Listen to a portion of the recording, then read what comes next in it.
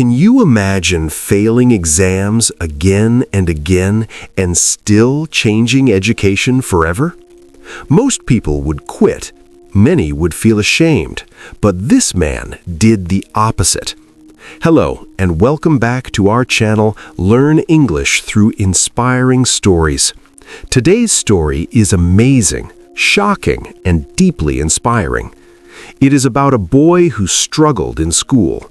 Teachers doubting him, exams defeated him, yet years later, millions listened to his ideas. By the end of this video, you will improve your English listening skills. You will also learn powerful life lessons about learning, failure, and courage. Most people don't know this, but failure can be a hidden gift, and this story proves it. Let me tell you something incredible. This is not just a biography. This is a story that may change how you see education forever. Sir Ken Robinson was born on March 4, 1950. He was born in Liverpool, England, during a difficult time. The city was still recovering after World War II. Many families struggled with money and jobs. Ken was the seventh child in a working-class family. His father worked in construction. His mother took care of the home. Life was simple, sometimes hard, but full of warmth. As a child, Ken loved stories. He enjoyed drawing, acting, and music. He often watched people carefully. He noticed how they spoke and moved. Inside his mind, ideas danced freely. But school felt different. Classrooms were quiet and strict. Teachers wanted correct answers, not imagination. Ken felt uncomfortable sitting still for long hours. When he was 8 years old, something terrible happened. He caught polio, a serious illness. He stayed in the hospital for many months.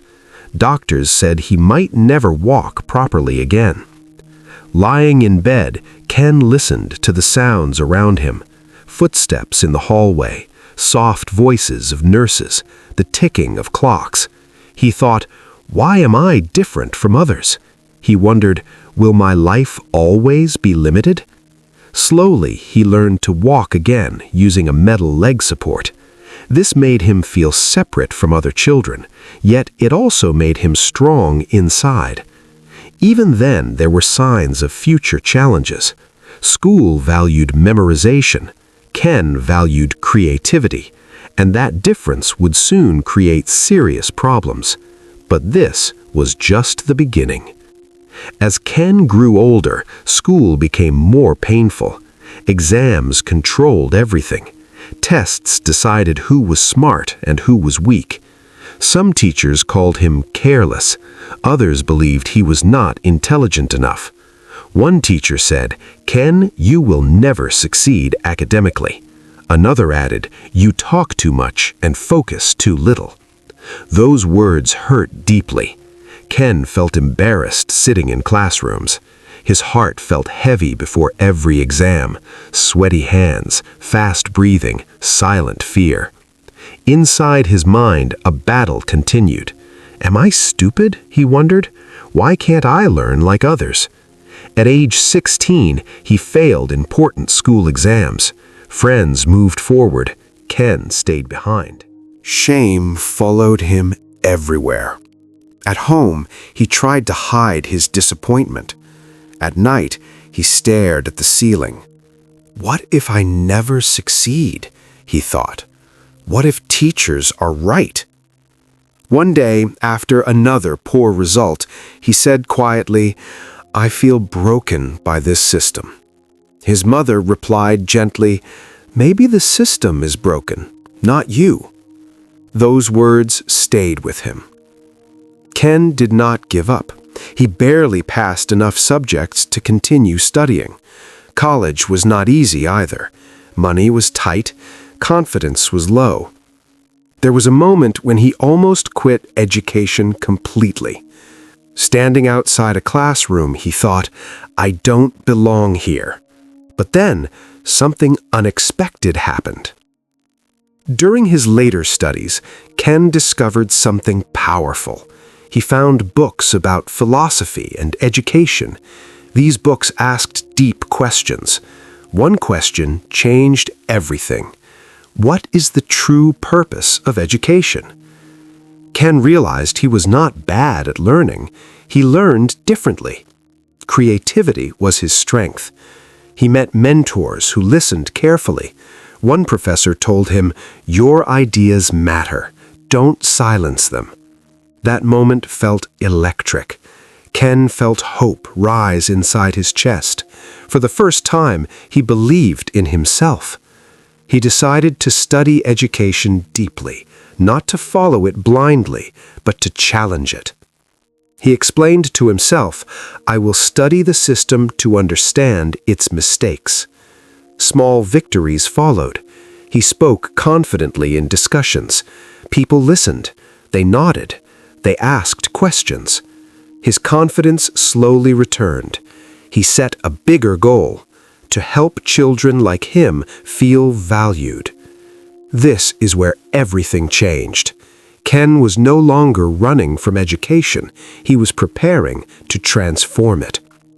Ken worked tirelessly. He earned a PhD in education. Long nights, endless reading, careful research. He sacrificed comfort.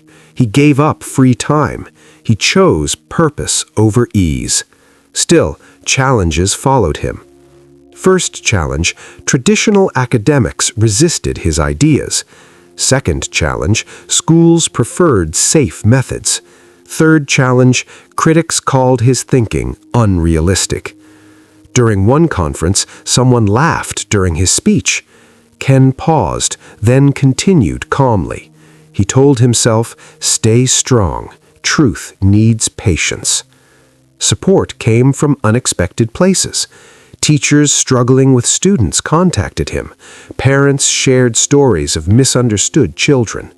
Ken listened carefully. He replied with kindness and clarity.